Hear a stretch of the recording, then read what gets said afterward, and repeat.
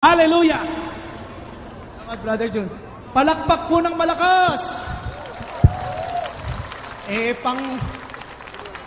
Hindi pang anniversary yan eh. Tayo, tayo, tayo, tayo. Tayo. Yung mga tinatamad na, umuwi na. Ulitin ko, yung mga tinatamad na, umuwi na. Yung mga tinatamad magpuri sa Diyos at ayaw mabiyayaan, umuwi. Yung mga tunay na anak ni Yahweh El Shaddai, ready na ba kayo? Pumalakpak ng malakas na malakas! Buhayin natin ang ibang mga natutulog nating kapatid na Katoliko. Malakas! May hiyaw! Yan! Ipakita natin sa mundo na hindi lang yung mga artista ang pinapalakpakan. Amen? Yung dumating yung singer na Amerikanong si Lady, ano ba yon? Tingnan mo yung mga gaga. Excuse me. Yung mga kung may hiyaw pa. Wah! Kaya nyo ba yon? Yung lumalang kay Lady Gaga, palakpakan natin. Hallelujah! Hallelujah! Tatalon tayo ng 7. Ha?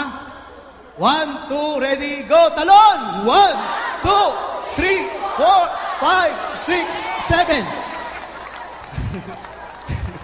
Kulang pa tayo ng 3 7. Ha? Ha?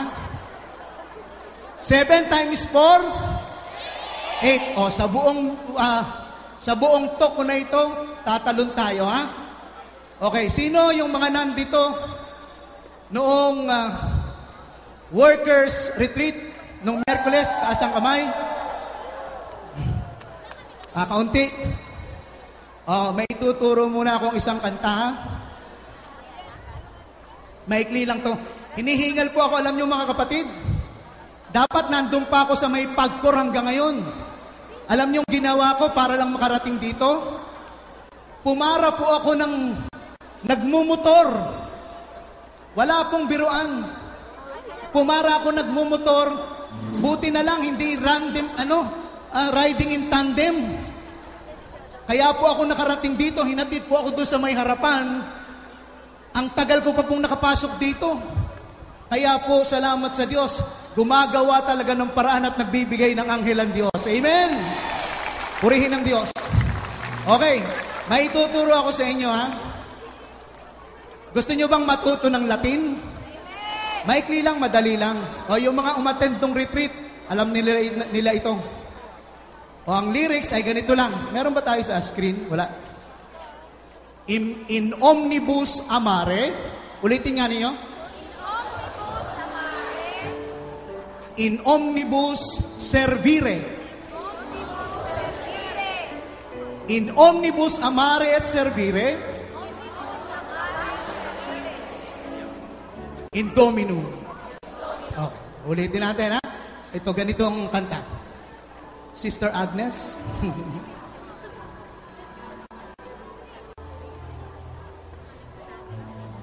Padidinig ko muna sa inyo, tapos tuturo ko yung action na madali lang. Mahal niyo ba ang Panginoon? Amen. Mahina ata? In omnibus amare, in omnibus servire, in omnibus amare et servire, Domino, in everything love and serve the Lord. O, ituturo ko yung action, ha? Madali lang. Ulit. In omnibus amare, in omnibus servire, in omnibus amare et servire, Domino, in everything love version, ha? O, thumbs up. Omnibus amare, in omnibus servire, in omnibus amare et servire, Domino in everything, love and serve the Lord. O, once more, isa pa. Omnibus amare, in omnibus servire, in omnibus amare, servire, Domino in everything, love and serve the omnibus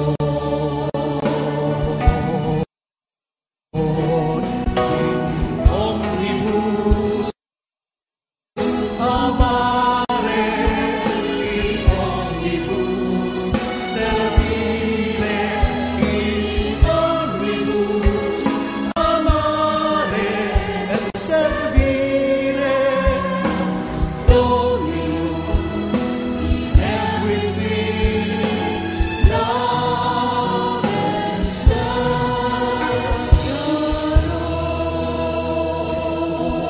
Lord.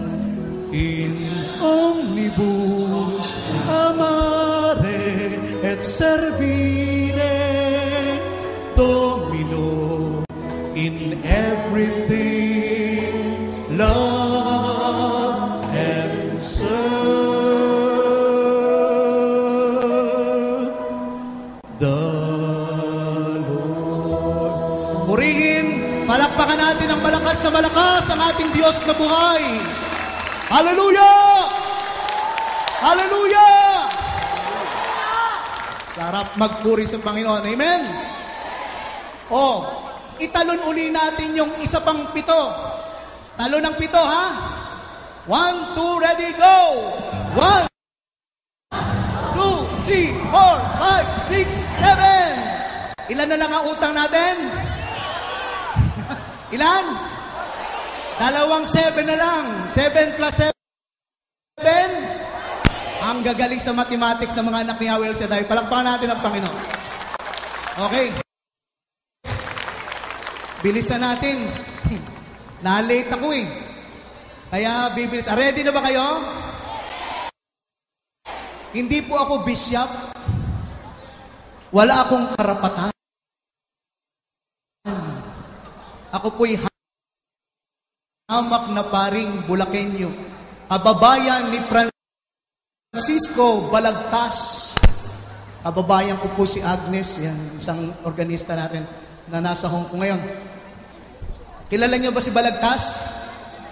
Ha? O mamaya i-quote natin siya. Sige, simulan na natin. Magsiupo muna kayo and relax. Nakikinig ba kayo? Ang nakikinig ng salita ng Diyos, nagkakaroon ng biyaya at pananampalataya. Amen? Amen? Faith comes by hearing and hearing by the Word of God. Sa pakikinig ng salita ng Diyos, nagsisimula ang salita, ang pananampalataya. Ang topic po na ibinigay sa akin ay ito. Ready na ba kayo? Ito po. The measure of love is to love without measure. Ulitin nga ninyo. The measure of love.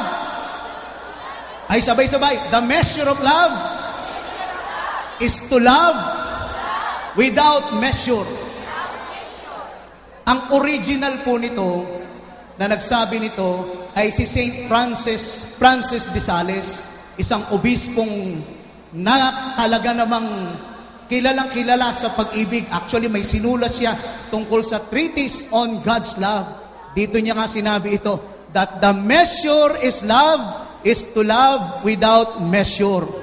Actually, itong sinabi niyang ito ay salita niya lamang, interpretation niya nung sinabi sa Biblia. Ang original thought nito ay nasa Bible. In John chapter 13 verse 34, ang sabi po ng Panginoon, I am giving you a new commandment. Nakikinig pa ba kayo? Nagdaan ako kanina doon habang may nagsasalita. Ang dami mga hindi nakikinig. Nakikinig kayo? Mga nag-aano lang doon, nagkukwentuhan, nagbibentahan. Yung mga nagpunta rito para makinig ng salita ng Diyos, uuwi ng siksik, liglig, at umaapaw ang biyaya. Amen? Ano yung commandment ng Panginoon? John chapter 13 verse 34, I am giving you a new commandment. Ang sabi ng Panginoon, love one another as I have loved you. Ulitin nyo nga. Love one another as I have loved you. Ang sukatan, may sukatan palang pag-ibig. Ang sukatan ng pag-ibig nating mga Kristiyano ay kung papaano umibig si Kristo. Nakikinig kayo? Papaano umibig si Kristo? Ako, alam nating lahat ito. Sinong hindi nakakakabisa sa John chapter 3 verse 16? Taas ang kamay. Pupukulin ko ng maraming pag-ibig. Yung lahat ng Kristiyano kabisado ito. John chapter 3 verse 16, for God so loved the world that He gave His only Son. Gayon na lamang ang pag-ibig ng Diyos. Ganoon ang pag-ibig ni Kristo na ipinagagaya sa atin. Kaya pala nasabi ni Saint Francis de Sales, ang measure, ang sukatan ng pag-ibig ay umibig ka ng walang sukatan, ay sapagkat yung ipinagagaya sa atin ay nag-utos sa atin na umibig kagaya niya na hindi naglagay ng sukatan sa pag-ibig. Nakakasunod kayo? Hello? Walang sukatan ng pag-ibig ni Kristo, kaya dapat ang pag-ibig din natin ay wala ding sukatan. Hindi siya naglagay ng limitasyon sa pag-ibig. Actually, sa matandang tipan, ang sabi ni Propeta Jeremias, sa Jeremiah chapter 31 verse 3, I have loved you with an everlasting love. Palakpakan nga natin ang Panginoon, purihin ang Diyos. Nako, bihira kong marinig yan, miski sa mga taong nagsusuyuan sa mga taong nag-iibigan. Ako po si Father Benny po, late vocation. Nakaranas din po akong umibig. Wow. At alam nyo po, maski doon sa mga inibig ko, hindi ko nasabi, I love you with an everlasting love. Hindi. Kahit na naghahabol sila ngayon. Ikinig ba kayo? Kasi ang Diyos lang ang alam ko na pwedeng magsabi sapagkat totoo na siya ay umibig sa atin ng walang hanggan. He loved us with an everlasting life. You know that. Amen? Alam nyo yon at alam nyo yung sinasabi ko. Alam nyo na sa kabila ng lahat, minahal tayo ng Panginoon. Amen? Alam nyo po, hindi naman mo masamang gumamit ng sukatan.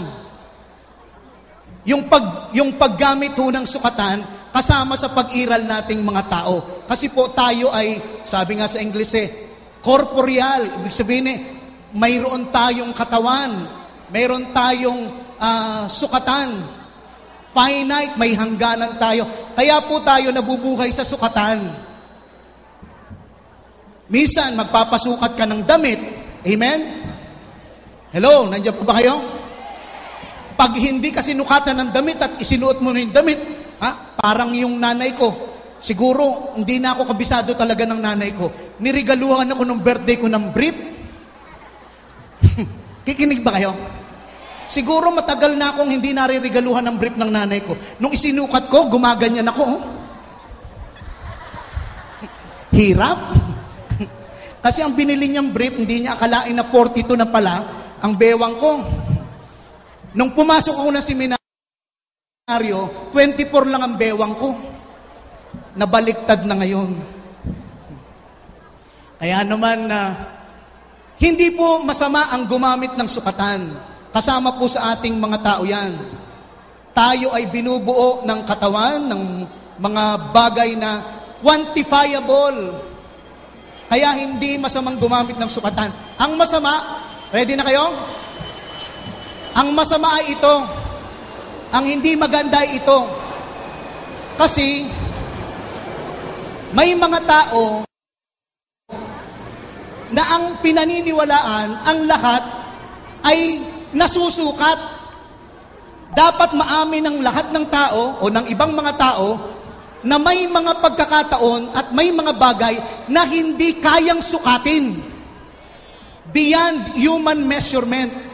Nakikinig pa kayo? May mga bagay, lalong-lalo na una sa lahat ng mga hindi na ang pag-asa, ang pananampalataya, hindi pwedeng sukatin yan. Lalong-lalo na ang pag-ibig. Ang tendency natin, kikinig ba kayo? Ang tendency nating mga tao, pati yung pag-ibig, sinusukat natin at therefore binibigyan natin ng limitasyon. Yun ang sa tingin ko'y hindi karapat-dapat sana. Dapat, yung pag-ibig hindi sinusukat. Walang sukatan. At ang sukatan nga natin, si Kristo na umibig ng walang sukatan. Tayong mga anak ni Yahweh El Shaddai, anong mga example ng sukatan? For example, mathematics, sukatan yan, di ba? No? Exact science yan. Pag sinabing 2 times 2 equals, naku, hindi na nakikinig. 2 times 2 equals 4. Oh. Pero ang mga anak ni Yahweh El Shaddai, napakaengot ata sa mathematics. Kasi alam natin hindi sinusukat yun eh. Kaya para sa atin, 1 plus 1 equals? Ay nako, tanga-tanga natin sa mathematics pag mundo ang pinag-usapan. Amen? Biro mo para sa ating mga anak ni Yahweh El Shaddai, 1 plus 1 equals? Naku, mahina ata, kaya hindi nadidinig ng mga ang alam eh. Tulang yun eh. 1 plus 1 equals? 3! Tama ba sa sukatan ng mundo yon? Hindi. Pero alam natin kasing hindi nasusukat yung pananampalataya. Ikaw at ako at ang Diyos, magagawa nating lahat. Amen? Amen! Parang hindi kayo kumbinsido eh. Yung palakpak nyo, hindi kumbinsido eh. Yan. Hindi lang mga anak ni Yahweh El Shaddai, lahat ng Kristiyano kumbinsido na sa sinasamba nating Diyos na ipinakilala ni Kristo, ang pinakilala sa ating Diyos ay 1 plus 1 plus 1 equals 1. Hindi ba? Sabi nung mga ibang sektang hindi naniniwala din, paanong mangyayari yun? 1 plus 1 plus 1 equals 3. Tatlo ang sinasamba niyong Diyos. Pero sa ating mga Kristiyano, 1 plus 1 plus 1 equals 1. Because yun, ang bagay na yun ay hindi nasasakop ng measurement ng tao. Amen? Amen? May mga bagay na hindi sakop ng measurement ng tao. Anong nangyayari kapag nilagyan natin ng measurement, ng limitasyon, ng quantification, yung mga bagay na hindi dapat lagyan noon? Nako, magkakagulo. Tingnan yung mabuti. Tayong mga tao, nilalagyan natin ng sukatan, pati pag-ibig. Tingnan nyo po. Pag nag-asawa, nagkakaroon tayo ng measurement with regards physical beauty. Yung physical na kagandahan. Nung mapangasawa ko, kayan, Father, napaka-sexy. Coca-Cola 8 ounce ang katawan. Hindi ako sanay pumito. Ngayon, ilang taon na kaming mag-asawa. Coca-Cola pa rin, pero 1 liter na.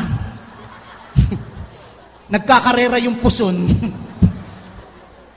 Kaya naman ho, Father, nawala na ako ng gana. Yun ang sinasabi ng iba.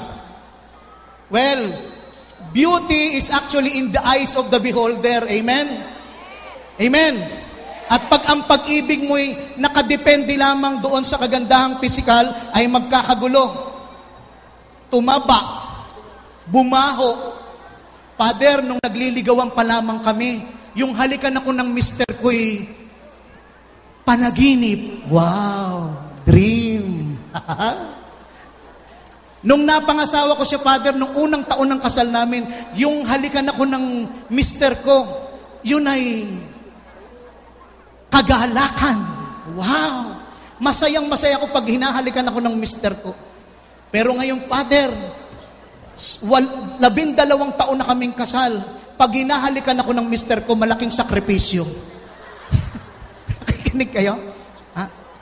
Ganun ang nangyayari kasi binibigyan natin ng limitasyon maging ang pag-ibig at ang pinakamababaw nga nito, yung bigyan mo ng limitasyon ng pag-ibig sa pamamagitan ng mga bagay na nakikita lang ng kagandahan. Ilang kayang anak ni Yahweh El Shaddai ang sakay ng eroplanong iyon? Sino dito gustong makapag-abroad? Taas ang kamay. Sa susunod, ikaw na yung nandoon. Amen. Kapag ang pag-ibig natin ay nilagyan natin ng limitasyon, lalong-lalo sa pisikal na kagandahan, nako, magkakaroon ng kaguluhan. Well, of course, we have to maintain our beauty. Yung mga may asawa, taas nga kamay ng mga may asawa rito. Yan, salamat sa Diyos. Marami na talaga kayo. Yung mga matagal ng dalaga, taas ang kamay. Hindi matanda, matagal ng dalaga. Matagal ng binata. Okay. Yung mga may asawa dito, you have to maintain your beauty para sa iyong spouse. Yung iba nagde-demand, mahalin mo naman ako. Please, nakikiusap ako. If you want to be loved, be lovable naman. Amen? Para na rin sa iyong asawa, hindi na ata kayo nakikinig eh. If you want to be loved, be lovable. Alagaan mo naman ang iyong sarili. Gusto mong mahalin ka, di ka nagsisipilyo. Gusto mong mahalin ka, di ka man lang mag-alaga ng sarili. Baho ng kilikili. Alam niyo, minsan ako bilang pare, minsan talagang malaking sakripisyo, lalo na pag nagpapakumpisal. Huwag naman kayong magagalit. Pero sa susunod nung magkumpisal kayo, sino regular na nagkukumpisal dito? Taas ang kamay. Nakukukunti. Once a year man lang magkumpisal. Pag mangungumpisal kayo, please mag-toothbrush naman kayo. Huwag naman kayo magagalit. Pero minsan talagang malaking sakripisyo yan. Okay lang sa amin kahit hindi mag-toothbrush, basta mangumpisa lang.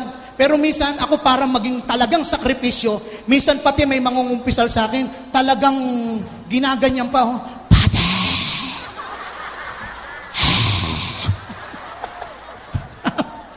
Naku, Panginoon ko. Ako naman, para talagang sakripisyo, sinisinghot ko talaga. Pagkatapos ng kumpisal, para akong adik. Purihin nga natin ang Panginoon. Purihin ang Diyos. Kaya, maintain your beauty. Pero, kahit ano pong maintain natin ng beauty, ang pag-ibig po talaga natin bilang tao, mga kapatid, kahit na ikaw ay napakaalaga, ang beauty natin ay kumukupas. Nakikinig kayo? Tumatanda. Sasakyan nga, tumatanda eh. Amen? Amen? Kaya yung beauty natin tumatanda talaga. Kaya hindi sapat na iasa mo dun sa pag-aalaga. Meron akong kakilala, ang ganda-ganda na nung asawa, gusto pa ng ibang asawa. Kahit ang alaalaga sa katawan ng kanyang asawa. Kaya naman, lagi nating isipin, ang pagbabago ay kasama sa ating pagkatao. Kaya hindi natin dapat lagyan ng limitasyon ng pag-ibig natin dahil lang sa pisikal na pagbabago, kasama na yung pagtanda. Nakikinig kayo? Tama, inalagaan mo, pero pagtanda ninyo, sa ayaw at sa gusto mo, yung kaseksihan mo mawawala. Kahit anong alaga pa, yung gawin mo sa katawan mo. Yung iba, talagang addict sa pag-aalaga. Ha? Ang daming ginagawa, wag lang tumanda. Pabatak dito ng mukha, pabatak doon. Ha? Pag medyo mayroong wrinkle, pababatak yung mukha. Mayroon ho akong kakilala, pabatak yung mukha, ng mukha. Batak din, batak doon. Hanggang umabot dito yung pusod. Tumaas ng tumaas. Mag-iingat kayo. Ha? Alam niyo po, ang beauty, sa totoo lang, physical beauty, maraming pagkakataon, yan ay condition, culturally conditioned and historically conditioned. Nakikinig pa ba kayo? Dito sa Pilipinas, ang kagandahan, ang konsepto natin ng kagandahan, ay hinihiram natin sa kanluraning bansa, Western standard. Kaya naman sa atin, ang maganda, maputi. Kaya naman dito, ang daming addict sa glutathione. Kikinig kayo? Ha? Ginawa ng cornic yung glutathione. Ha? Samantalang inggit na inggit yung mga Western people sa kulay natin na brown. Amen? Amen?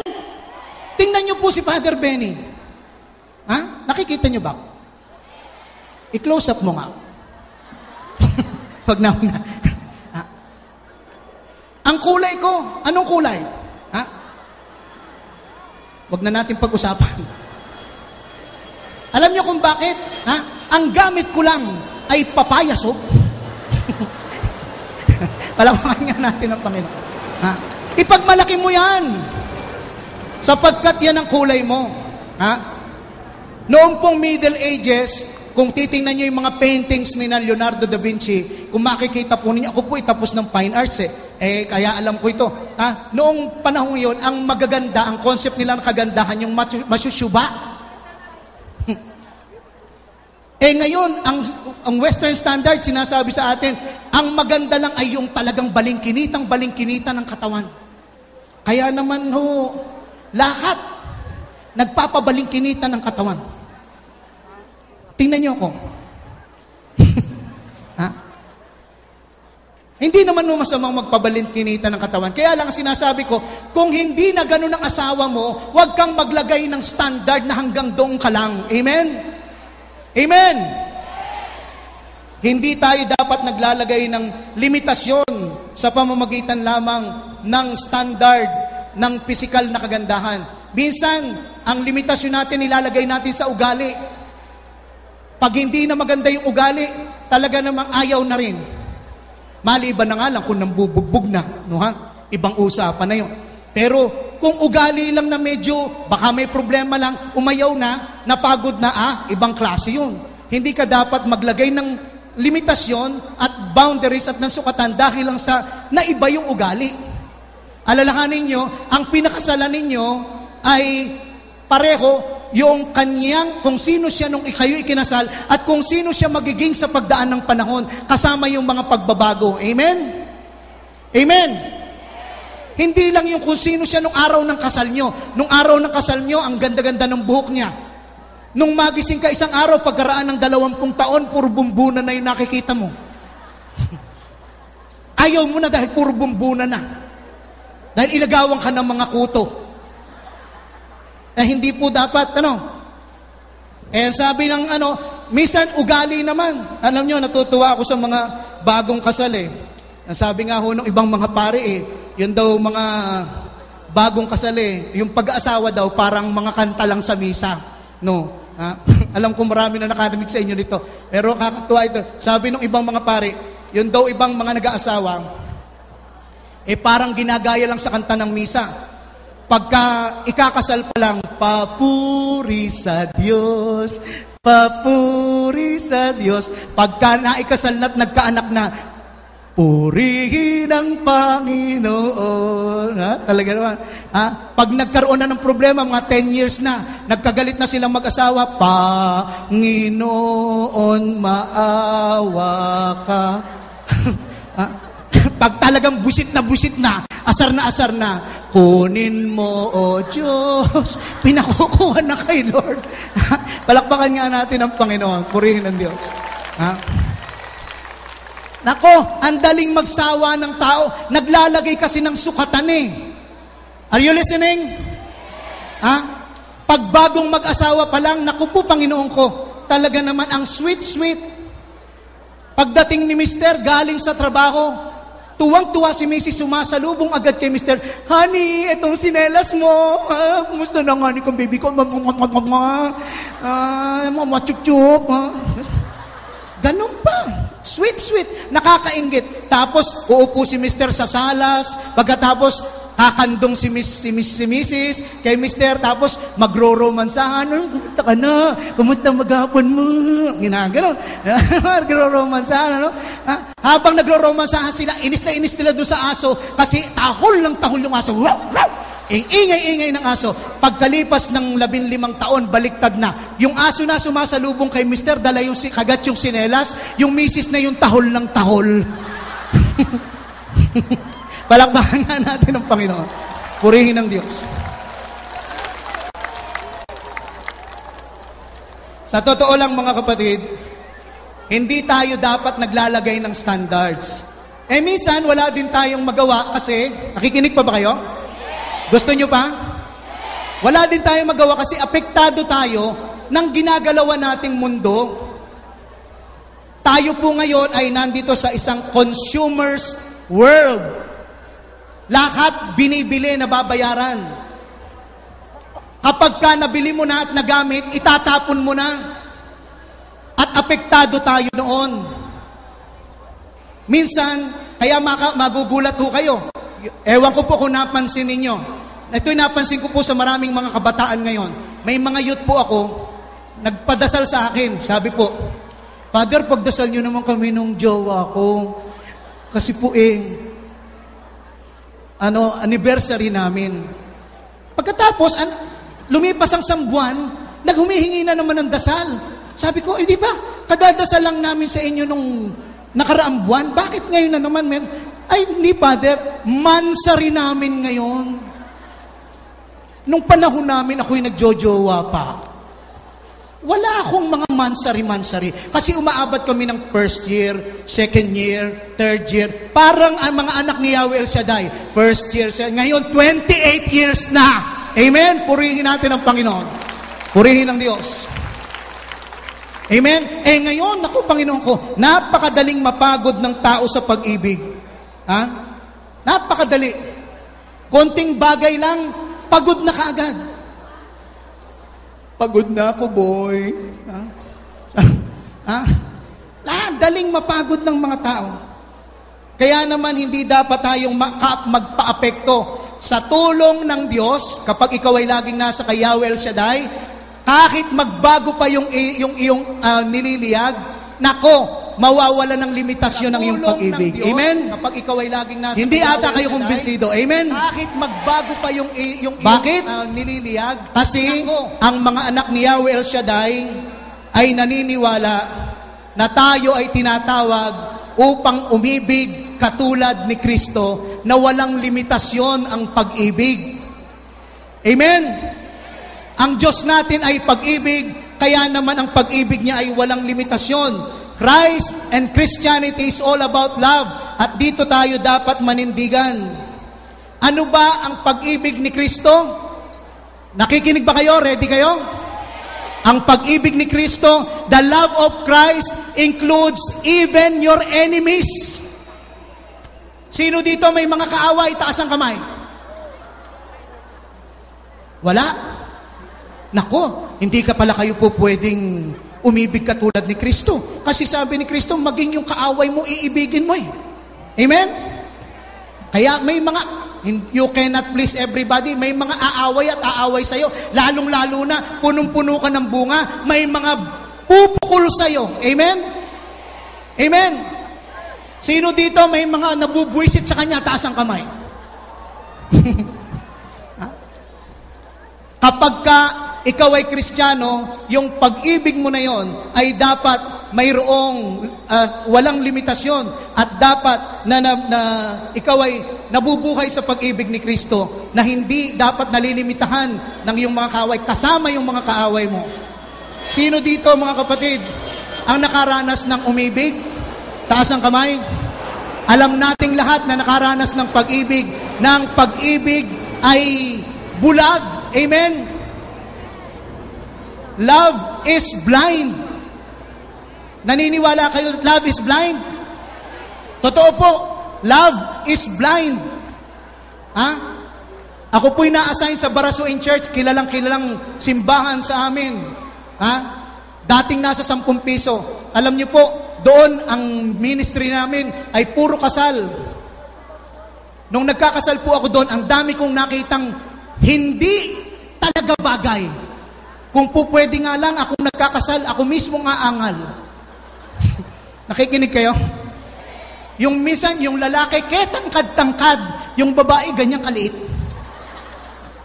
Minsan naman yung babae, puti-puti. Yung lalaki naman, ako po, Panginoon kong itsura.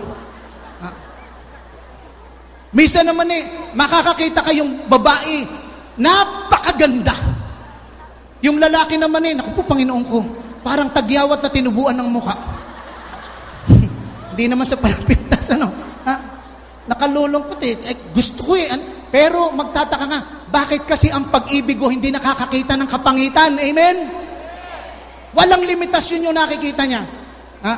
Anong tawag mga kapatid doon sa mga ito halimbawa, yung lalaki, magandang lalaki, yung babae, yung lalaki medyo hindi maganda, medyo pangit, yung babae napakaganda. Ano tawag doon? Nakikinig pa ba kayo?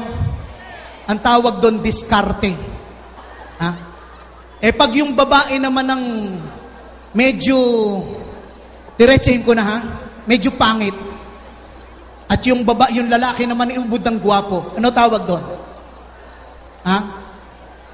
Gayuma. Gayuma yun. Kapag yung parehong babae at lalaki, parehong gwapo at maganda, ano tawag doon? Sagot kayo. Tadhana ang tawag doon. Pag parehong pangit,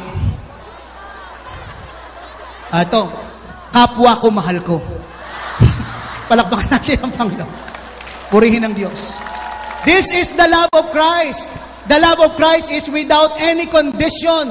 The love of Christ is blind. Hindi nakikita yung mga ginawa nating masama. Hindi nakikita yung mga pagdapa natin. Ang nakikita yung pagbango natin. Ang nakikita ng Panginoon, yung ating possibility na tayo ay maging mabuting tao, at iyon ang lagi niyang tinitingnan. Ang tinitingnan niya ay tayo, hindi yung mga negatibong bagay sa atin, kundi yung mga pagkakataon na tayo ay talagang tapat sa Kanya sa pag-ibig. This is the love of Christ, and He is asking us to love us. Tinatawag niya tayo para umibig katulad niya sa ating pag-ibig sa isa't isa. Kaya kung papanong umibig si Kristo ng walang sukatan, dapat din tayo'y umibig ng walang sukatan, sapagkat tayo'y mga anak ni Yahweh El Shaddai. At dahil tayo'y mga anak ni Yahweh El Shaddai, tayo'y sumusunod sa inutos ng Panginoon. Ang utos niya, magmahalang kayo katulad ng pag-ibig ko na hindi naglagay ng sukatan. We have to love without measure because that is the love of Christ. Purihin natin, palakpakan natin ang ating Panginoon. Hallelujah!